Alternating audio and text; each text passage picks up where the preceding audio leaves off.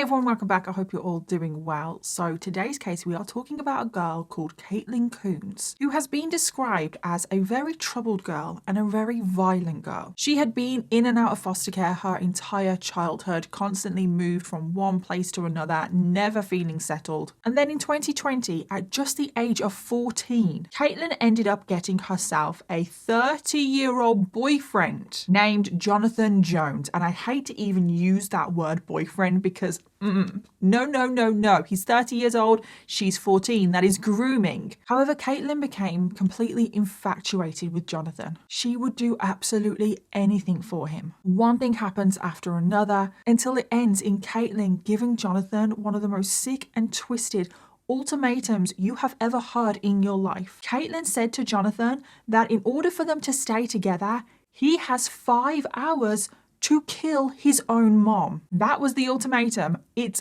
crazy. She was just like always all over your son, like always handsy with him and stuff like that, and being really flirt like inappropriate. Yes. Do you know if they ever like sexually involved? So would Jonathan go through with this ultimatum? How is this going to end? Is he going to turn on Caitlin? Well, it does soon end deadly, and that is what we are going to be talking about today, so let's jump in. And I just want to give a huge thank you to today's sponsor, and that is ExpressVPN. ExpressVPN is an app that I have running on all of my devices at all times. It keeps all of my online activity private from advertisers and data broker companies. It protects me from hackers whenever I use public Wi-Fi. But the best part about ExpressVPN for me is that it lets you change your online location to anywhere in the world, giving you access to thousands and thousands of TV shows and movies on all major streaming services. Like, for example, did you know that there are only about 6,500 movies and TV shows on Netflix in the UK? But if you use ExpressVPN, you can access the entire Netflix library from all over the world, which would give you 18,000 different movies and TV shows. So that is a bit of a difference. 6,500 and 18,000. And that is just Netflix. And one thing that I have been binging recently using ExpressVPN is a 5-part documentary series on Netflix called OJ Made in America. And I am always watching things on the OJ Simpson case. It's just one of those cases where whenever I see something new, I'm watching it. And this series in particular is incredible. I highly recommend you all watch it. But for some reason, it is not available on Netflix in the UK. And I'm like, why? But it doesn't matter, does it? Because all I need to do is use ExpressVPN. I change my geolocation to somewhere in the US and voila. I can now watch the entire series right now on Netflix. And it's not just Netflix. ExpressVPN can unlock thousands of new TV shows and movies across all streaming services. It can also help you access websites that may be restricted because of where you live in the world. I use it all of the time for my research because I do cover cases from different countries and sometimes I can't access everything from the UK. Maybe you're traveling and you want to access your favorite websites, but you can't because you're in a different country. Well, ExpressVPN can help you there as well. So ExpressVPN is truly a lifesaver, and if you are someone studying, if you are someone that does a lot of research, I just know that ExpressVPN will be so handy for you. So if you are looking for a new crime show to binge, definitely recommend OJ Made in America. And I have been using ExpressVPN now for years. It has never let me down. It keeps me safe and secure online, and it also allows me to watch as many different movies and TV shows from all over the world. And right now you can get ExpressVPN at its lowest price ever. They're offering plans as low as $3.49 a month, which is just 12 cents a day. And with my link, you can get up to 4 extra months for free. Go to expressvpn.com/Danielle to get the best deal ever on ExpressVPN. That is expressvpn.com/Danielle. And using that link really does help out this channel because it lets ExpressVPN know that you came from this video. So thank you again to ExpressVPN for sponsoring today's video, but thank you to every single one of you watching right now because truly without all of you guys, I wouldn't get opportunities like this. And now let's jump into today's case. Caitlin Coons was born on the 21st of January 2006, making her an Aquarius. And I'm like, 2006? 2006, wow. I mean, that doesn't even feel like that long ago. I don't know if we've ever done anybody born in 2006 before. I think we've done 2005, maybe 2004, but 2006, Crazy. And Caitlin grew up in various places all over Ohio, and Ohio is where the rest of today's case takes place. And growing up, Caitlin did not have it easy whatsoever. So we start off with her biological parents, who were a complete waste of space. They were evil. They were very abusive to Caitlin. Now, the details of the abuse, we don't know. We just know that she suffered a lot of trauma in her younger years. And the only thing we know about the abuse is that it was very, very severe. It was so severe that she was taken out of their care and she was placed in foster care. And that is where she remains for the rest of her childhood, throughout her whole teenage years, and for the rest of today's case. And that is why I said that this case takes place in various different places across Ohio, because Caitlin really is moved from one place to another. She doesn't stay in one location for very long. And Caitlin also did not have it easy in foster care. She experienced every horror imaginable. This soon led to a load of issues with Caitlin. She never felt settled. She did act out a lot. She was constantly angry, constantly getting into other fights with the other children she was in foster care with. And because Caitlin was seen as a troublemaker, she kept getting kicked out of various different foster homes and moved on to the next one, which probably only made the situation worse, because she definitely has abandonment issues and she just never feels settled. She never feels wanted. And her getting kicked out constantly of foster homes and then just moved on to the next person for the next person to deal with her, it's not going to help anything, is it? She was sent traveling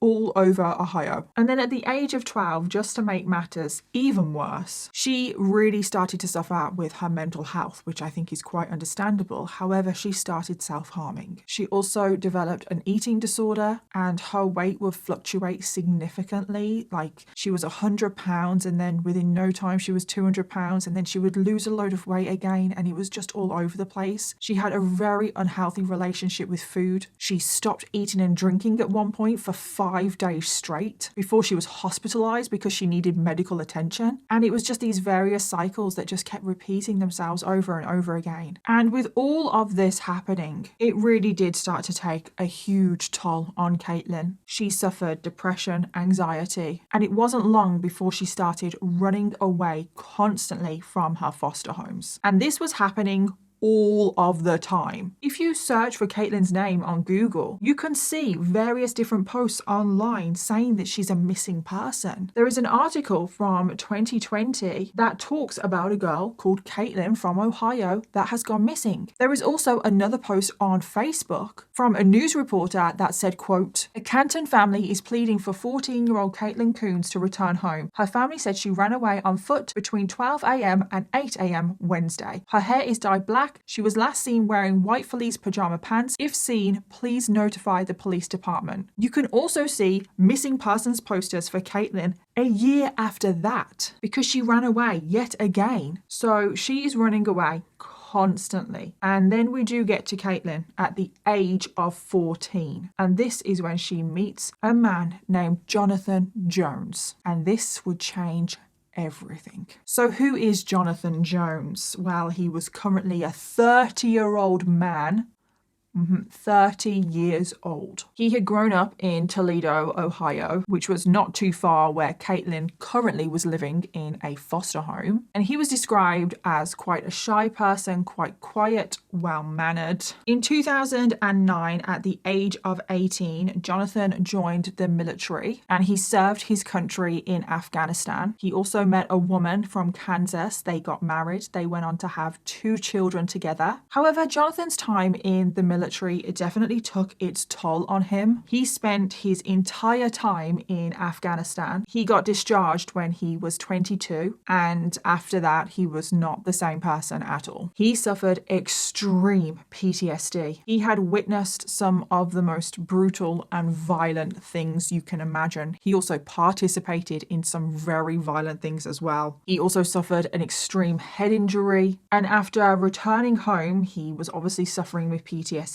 His whole life just completely fell apart. He was unable to hold down a job. He just kept bouncing from one job to the next. His relationship with his wife suffered. They did end up getting a divorce, and Jonathan started seeing his children less and less. And then this led to Jonathan suffering with major depression. He had to start taking medication before he moved back to his hometown of Toledo, where he moved back in with his mom. And then not long after this, when Jonathan is now 30 years old, he comes in contact with a 14-year-old girl of Caitlin Coons. And things will go downhill very quickly from here. So how did these two meet? Well, Caitlin is currently 14 years old. She's in a foster home and she's currently suffering a lot with her mental health and her eating disorder. And she was currently in a treatment program called the Emily program. And Caitlin was an inpatient, so she was basically living there. And Caitlin absolutely hated this. She said that the staff were incredibly abusive to her. Whether that is true, we don't know. But she ran away from this facility that she was staying at. And literally, as she was running down the road,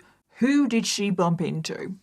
Jonathan. The two of them apparently just started talking and they hit it off. And I'm like, what do you mean they hit it off? She's a 14-year-old child. He is a 30-year-old man. He should not even be talking to her, you know, unless he's just asking her if she's okay and then leaving her alone. So one thing led to another and it ended up Caitlin giving out her phone number to Jonathan. Now, we don't quite know how this number exchange happened. Did Caitlin give up her phone number willingly? Was she the one that gave Jonathan her number? Like, did she want him to have her number? Or did Jonathan ask for her number? We don't know. But either way, Jonathan is a 30-year-old man, grown-ass adult. He should never have accepted that phone number, even if it was Caitlin's idea. However, Jonathan ended up taking her number, not caring that he is an adult and he is flirting with a 14-year-old child in the streets, in public, doesn't care one little bit who could see him. So then after they exchanged numbers, they went their separate ways. But from this point going forward, they would talk on the phone constantly. And this is where their relationship began. And I say relationship because that is how it is referred to in pretty much every source of this case. But I hate to even refer it as that because this is not a relationship. I really want to pull my hair out. It drives me insane when I come across articles that talk about a relationship. Boyfriend, girlfriend, sexual relationship between an adult and a child. And that is what I was coming across when I was doing my research for this case. I'm like, this is not a relationship. This is grooming. I don't even care if Caitlin was the one that was chasing Jonathan, was the one that insisted he'd take her number, was the one that was flirting with him. Or I don't give a damn. She is 14 years old. He is an adult. And I have no idea if Jonathan has a past history of grooming and paedophilia, but it wouldn't surprise me. The fact that he was just so bold to flirt with a 14-year-old child in the streets in public and exchange numbers with her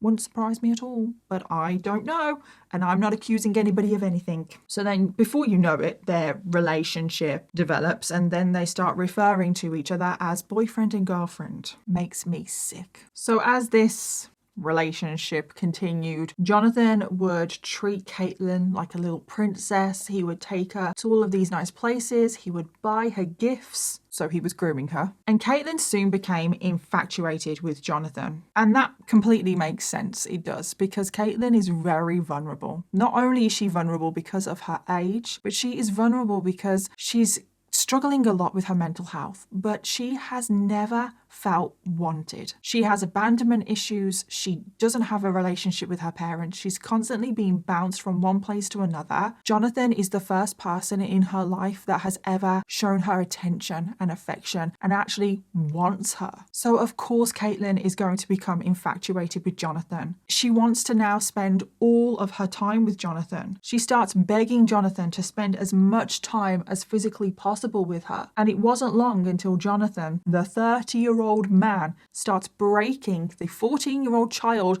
out of her foster home. He starts taking her away, helping her sneak out in the middle of the night before taking her to a motel room. And I think we all know what is going to happen in that motel room because yes, they do start a sexual relationship. But again, I don't even want to refer it as a sexual relationship because Caitlin is a minor. She's only 14 years old, so it's statutory rape. So yes, Jonathan is helping a 14-year-old child sneak out of their foster home in the middle of the night, taking them to a motel room and raping them. It's just so messed up. Now, in the beginning, Caitlin did say that it was consensual. But again, I just want to point out that she's not at the age to even give consent, so it doesn't actually matter. But anyway, this grooming and rape sexual relationship continued for a while, and they were having sex over and over again in these motel rooms. And this goes on for well over a year. It's going on for a very, very long time. However, at some point when Caitlyn is now 15 years old, so still a minor, Caitlyn realizes that she actually doesn't want this anymore. And she has later said that she took away her consent. She didn't want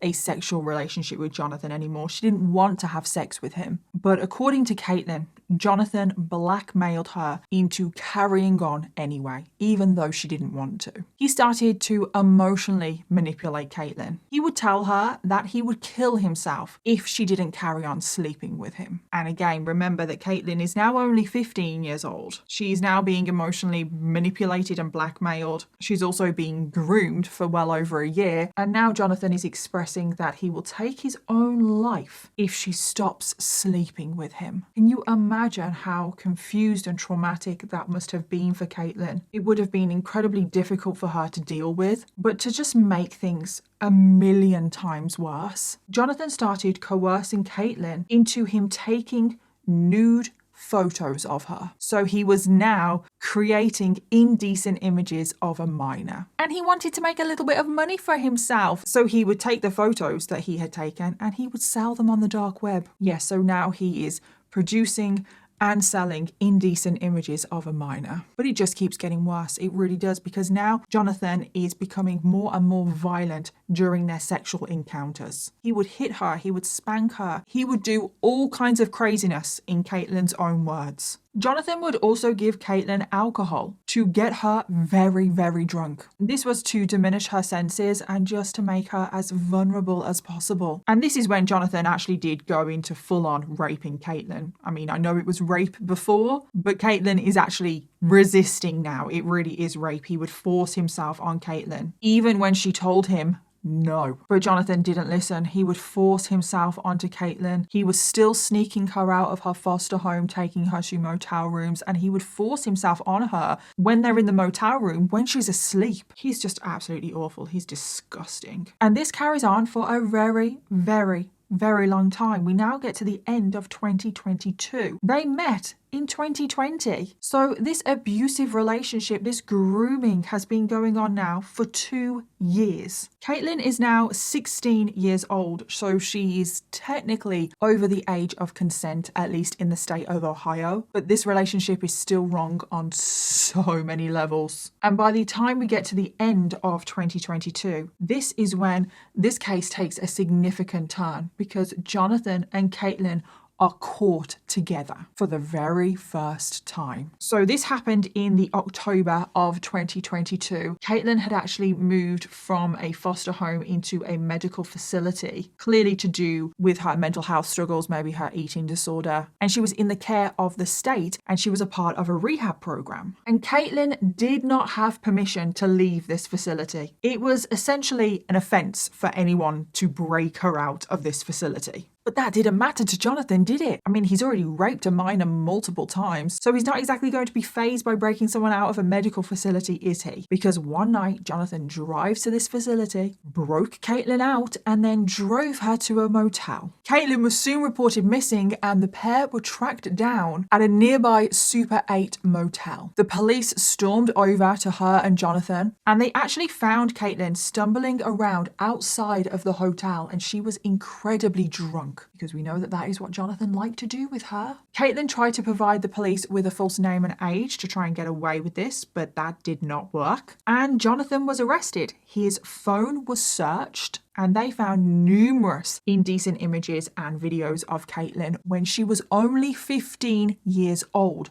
So a minor. I mean, she's still a minor now. She's 16. She's not an adult, is she? And there was a ton of content on his phone. There was content of Caitlyn posing for nude photos. There was videos of the two of them having sex, or should I say videos of Jonathan raping Caitlyn. And it was soon discovered that Jonathan was selling these images and videos online for a profit. So Jonathan was charged, he was released on bail, and he was sent back home to live with his mom. And as you can imagine, when his mom found out about this, she was not happy at all. She was not happy about what her son had turned into. Like, why was her son in a relationship with a teenage girl? Why was he raping her? Why was he creating indecent material of her? And this is when things get even more twisted and complicated. So who was Jonathan's mother? Well, she was a woman named Nicole Jones. She was around 50 years old, and she has been described as just the kindest and sweetest person you could ever meet. She was born and raised in Toledo, Ohio. She went to university before ending up getting a job as a nurse at Toledo Hospital. And it is said that Nicole absolutely adored spending time with her family. She would always be doting on her nieces and nephews. She loved going on big family vacations. She also loved gardening, her prayer group, cooking.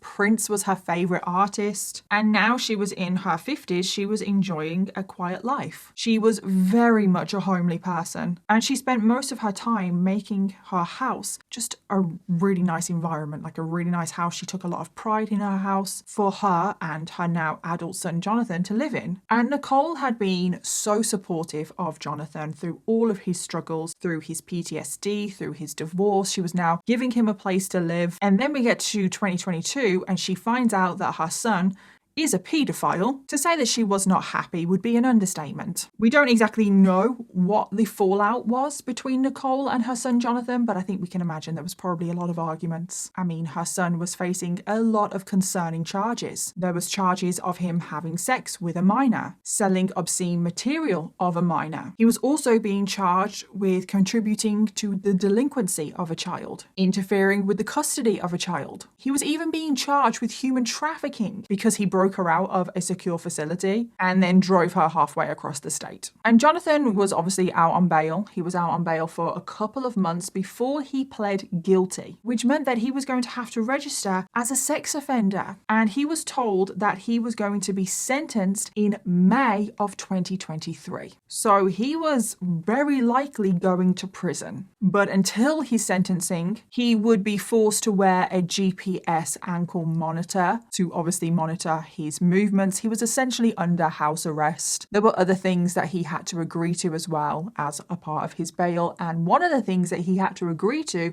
was that he was not going to see Caitlin ever again. He was not allowed to see her under any circumstances. But did Jonathan listen to this?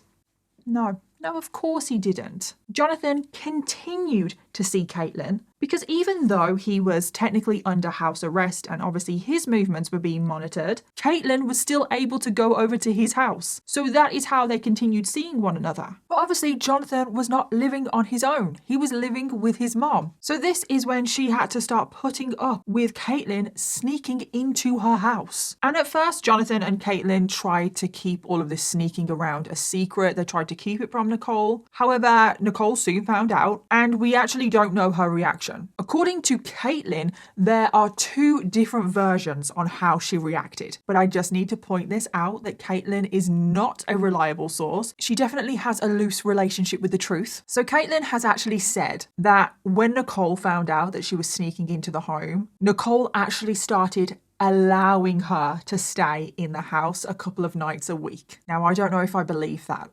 But then Caitlin's other version of the story is that as soon as Nicole found out that Caitlin was sneaking into the house, Nicole actually kicked both Caitlin and Jonathan out of the house and made them live on the streets and essentially made them homeless. I don't know if I believe that either, so it's probably somewhere in the middle. I reckon Nicole probably found out and banned Caitlin from the house, but didn't kick her son Jonathan out of the house either. I reckon that's probably the truth. But Caitlin is not a reliable source, so we will never know truly how Nicole reacted when she found out that Caitlin was sneaking into her house. So things go on like this for a couple more months until we get to February of 2023. Now, it was at this time when Caitlin was involved in a very serious car accident. At this point, Caitlin was 17 years old. She had been 17 for about a month now, and she was out driving, but apparently she was on drugs because it was around this time when Caitlin actually did develop some addictions. So when she was driving, her car left the road and she suffered an extremely severe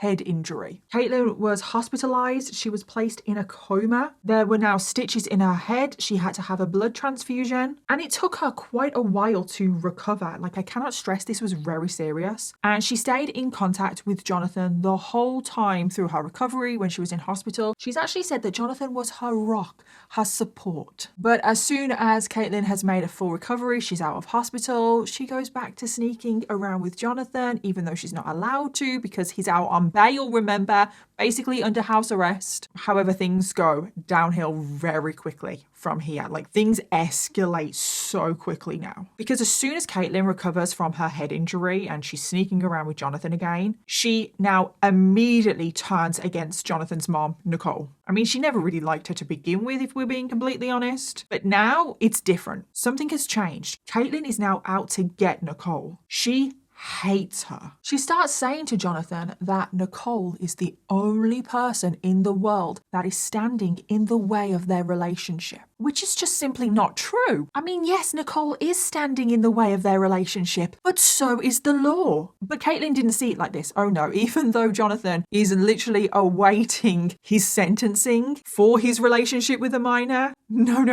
It's only Nicole that is standing in the way. It's Nicole that is standing in the way and interfering with true love. So this is when Caitlyn starts to fill Jonathan's head with a load of nonsense about his mom. She started saying to Jonathan that Nicole was incredibly inappropriate with him, that her relationship with her son was not normal. She was too overprotective. She would touch him inappropriately, that she was overly touchy-feely in a very inappropriate, creepy way. And Caitlyn even said that Nicole was, quote, very flirty with her son Jonathan, and that she was, quote, obsessed with Jonathan. Now, I want to make it very clear that this is Caitlyn's words, and I suspect that it's all a load of nonsense. But Caitlyn kept saying this to Jonathan over and over again, how much his mom was inappropriate towards him. She was basically saying that his mom, Nicole, wanted to be in a romantic relationship with Jonathan. And that is why she was standing in the way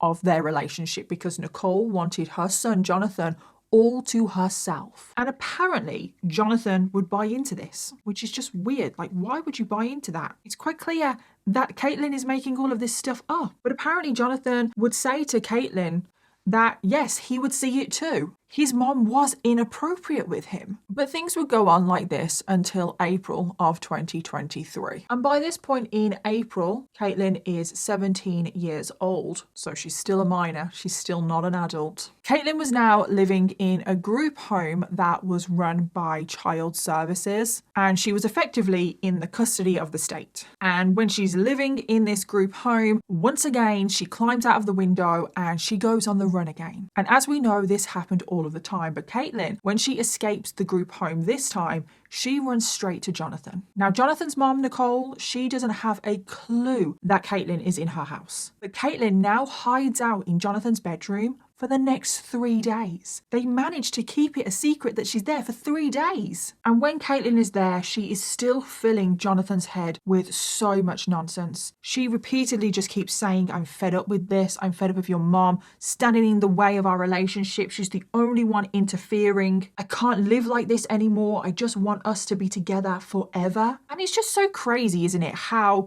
the tables really have turned. Because obviously we do have to remember that Caitlyn is still only 17 years old. She's not an adult. But obviously this relationship started with Jonathan grooming her, emotionally manipulating her. But it's kind of like Caitlyn is doing that now to Jonathan, which is very weird to say because yes, she is only 17, but the tables really have turned. Because at the end of those 3 days where she's hiding out in his bedroom, filling his head with so much nonsense, this is when Caitlyn gives Jonathan an ultimatum, and this is the most sick and twisted ultimatum you could ever hear in your life. Caitlyn said that in order for them to be together forever, Jonathan needed to kill his own mother. You heard that right. That is the ultimatum. He has to kill his mom because she's the only one standing in the way of their relationship. And once she is out of the picture, they can then be together forever. Which is just crazy because don't forget, he's on bail awaiting to be sentenced for his relationship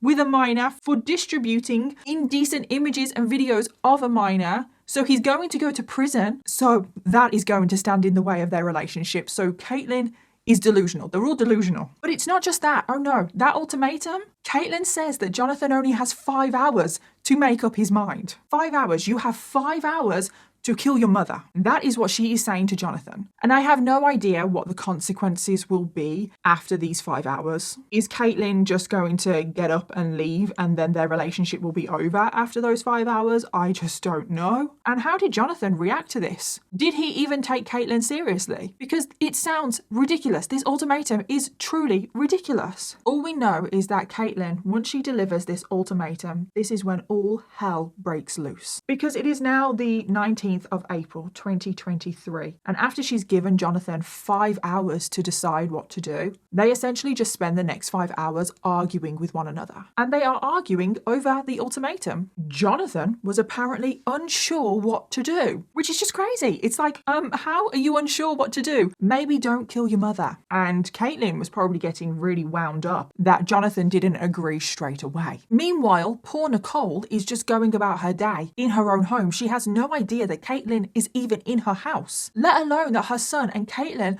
are possibly planning her murder. So Caitlyn and Jonathan, they are arguing for the next 5 hours, but then after those 5 hours pass, Jonathan refuses to act. He's like, no, I'm not going to go kill my mom. And Caitlyn was not happy, so she gave Jonathan 1 more hour to make the right decision. She is literally begging Jonathan to murder his mother at this point. But Jonathan still refused after that hour. He was like, no, I'm not going to murder my mom. So this is when Caitlyn decided to take matters into her own hands. She now exits the bedroom. She heads to the garden. She picks up a rock, goes back inside, and she finds Nicole in the kitchen. And Nicole was just looking in the fridge, unaware of anything that was going on, unaware still that Caitlyn was in her house. But Caitlyn goes up behind Nicole. She lifted the large rock in the air and she brought it down on Nicole's head. Nicole instantly collapsed to the floor, but Caitlyn kept striking Nicole over the head over and over again. Jonathan at this point was just in the living room, so the room next door to the kitchen, and he was listening to the whole thing. And he did absolutely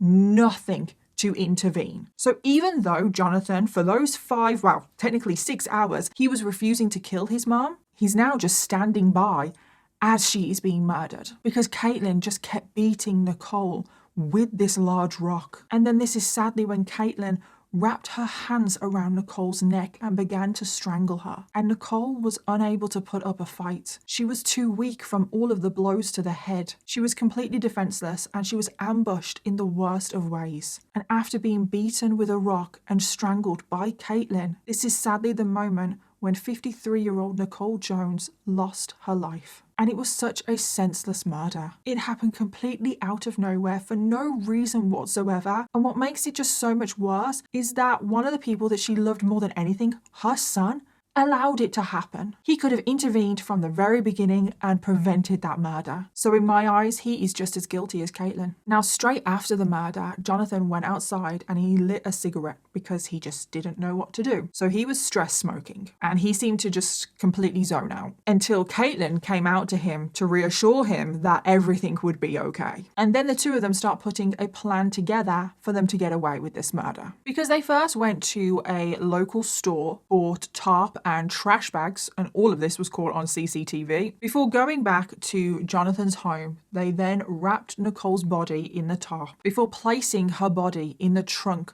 of her own car. They then drove Nicole's car with her body in the trunk to a nearby apartment complex, and they dumped her body in the communal dumpsters. At this point, Jonathan is still wearing his ankle monitor, by the way, so all of his movements are being tracked. But then after they dumped Nicole's body, they went back to the house and the pair stole a load of Nicole's belongings, which included her gun, jewelry, checkbook, multiple IDs. They removed all of Nicole's money from her bank account before they then went on the run. They go on the run in Nicole's stolen car, and Caitlyn starts recording recording videos of herself in the car and she's laughing and smiling whilst holding Nicole's gun in her hand. It really does seem like she is just high off the adrenaline of murdering an innocent woman. Meanwhile, Jonathan is obviously just sat next to her and he is completely silent. He does not want to talk to Caitlin and he is still in shock. But this is also when Jonathan cuts off his ankle monitor and throws it out the window, and the pair start making their way to Mexico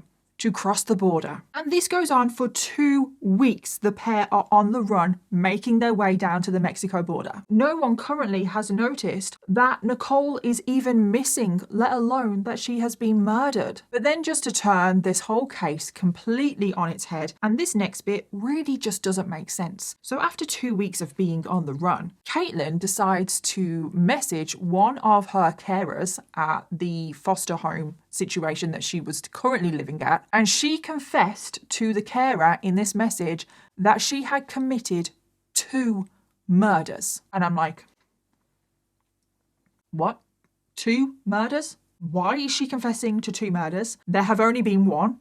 As far as we are aware, there is no other murder, so I don't know why she's confessing to 2 murders, and I also don't know why she's messaging one of her carers confessing in the first place. She is apparently on the run and she wants to get away with this murder. So why is she messaging a carer admitting to murdering somebody? It just doesn't make sense. Was she just playing games with her carers? Was she truly just high off adrenaline and she was nearly at the Mexico border, so she thought she was going to be able to cross the border and get away with this murder forever? So she was kind of laughing in people's faces? Or was she on drugs? Because we do know that she has an issue with drugs. So we don't know what is going through her head right now. But obviously her carers were very concerned about her because she was missing. She had escaped from the group home that she was living in. And now she's messaging them, confessing to murders. The carers were aware of her relationship with Jonathan, so they were worried that Jonathan had kidnapped her, and now they were on the run. Jonathan had also not shown up for his scheduled court date to be sentenced. Don't forget that he's on bail for his relationship with a minor. So because he didn't show up to court, obviously law enforcement are aware that Jonathan Jones is possibly on the run. He is missing. And this also just shows how quickly all of this has happened. There's only a few months between Jonathan pleading guilty to all of the charges against a minor that he is facing, and now his mom has been murdered. So the carers report Caitlin missing, so police are now extremely concerned because Jonathan and Caitlin,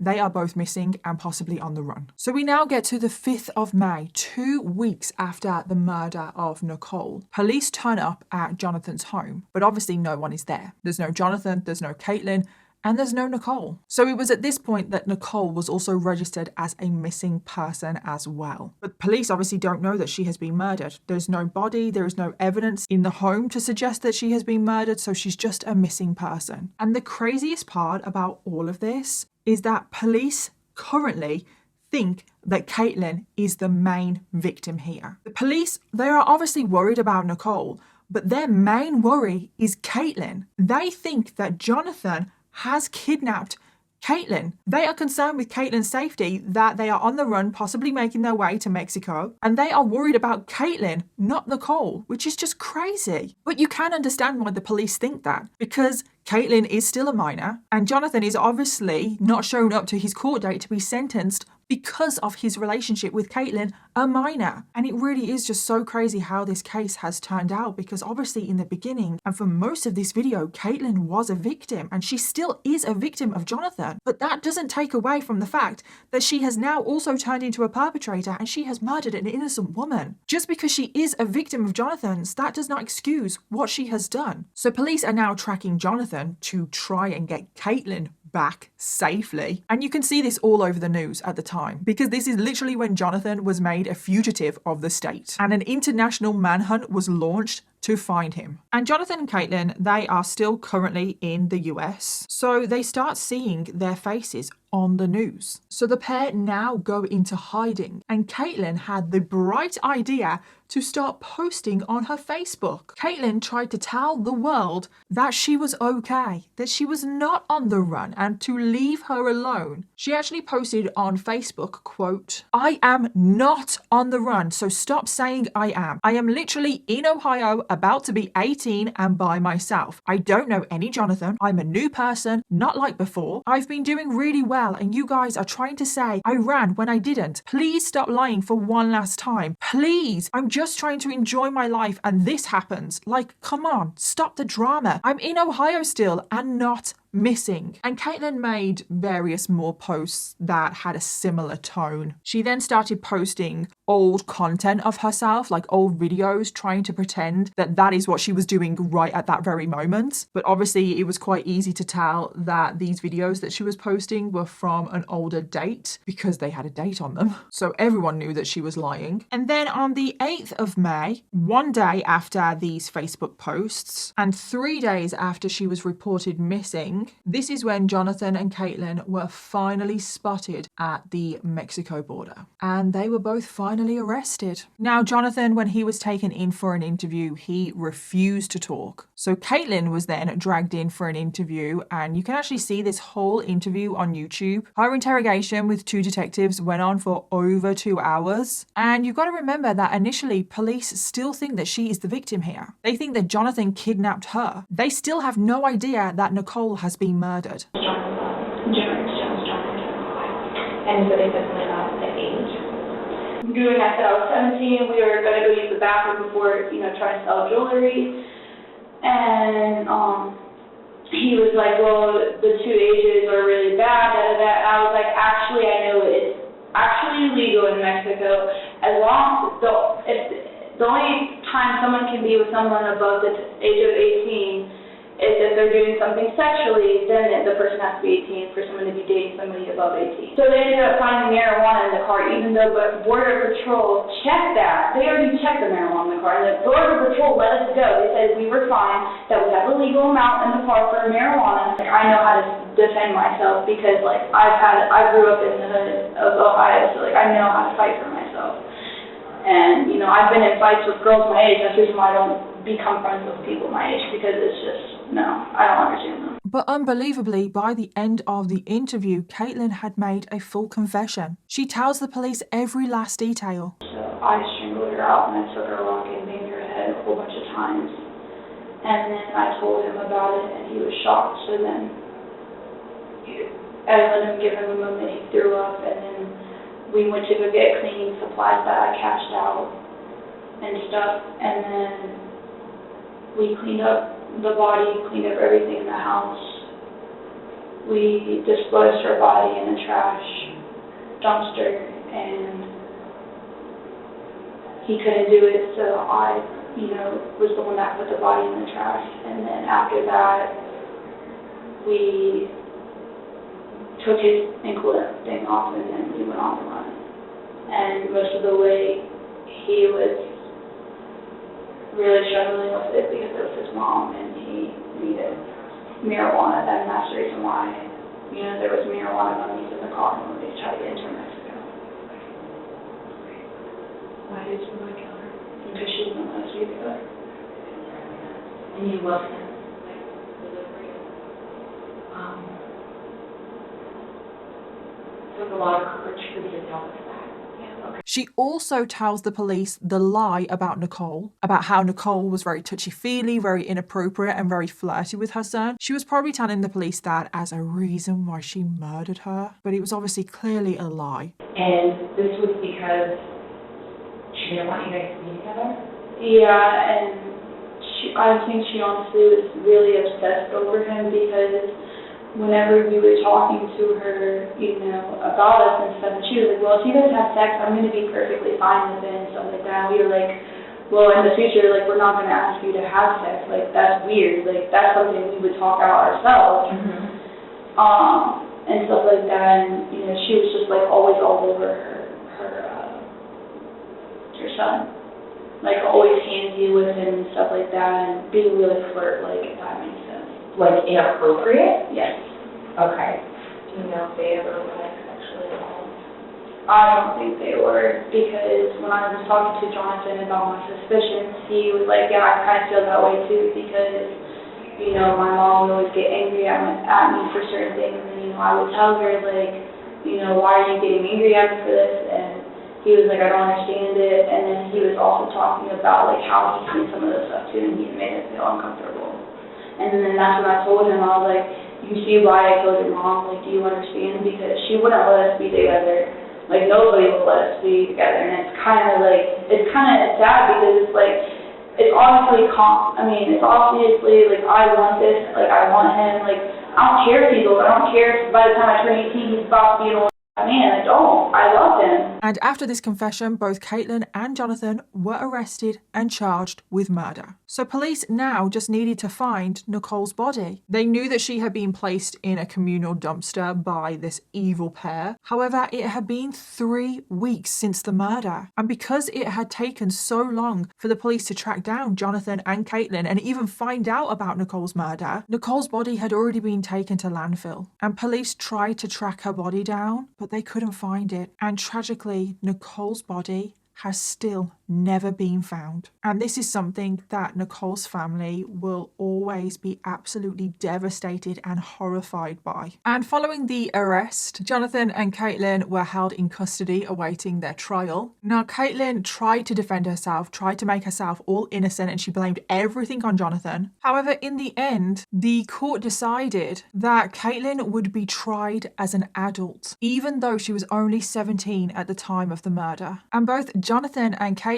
are now facing aggravated murder charges. They were charged as equal partners in this awful crime. And in the end, before the case even went to trial, they both pled guilty. And they were both sentenced to life in prison. And they both have to serve a minimum of 25 years before the possibility of parole. And that was the case of Caitlin Coons and Jonathan Jones, which was just absolutely awful from beginning to end. I don't even know what to say about this case. First of all, Jonathan is completely evil. Like, he is a sexual predator, and then he just allowed his mom to be murdered. He did nothing to protect his mom. And he obviously groomed a minor. But then Caitlin, even though she started off this video as a victim, she turned into a perpetrator. And even though she started off as a victim, that's no excuse for what she did. She murdered an innocent woman. And I just want to end this video remembering the victim of today's case, and that is Nicole Jones. Nicole Jones was described as the kindest, sweetest, and most caring person. She loved spending time with her family, loved doting on her nieces and nephews, and most of all, she would do anything for those around her who she loved. In her later years, she loved spending time at home, in the place that she loved the most, and she was taken far, far too soon, in the cruelest of manners. She was just 53 years old. And that brings us to the end of today's case. As always, let me know your thoughts, theories, and opinions. And don't forget to leave me your case suggestions in the comments down below, because I always want to know what you want to hear next. Thank you again to ExpressVPN for sponsoring today's video, and I'll see you all in my next one.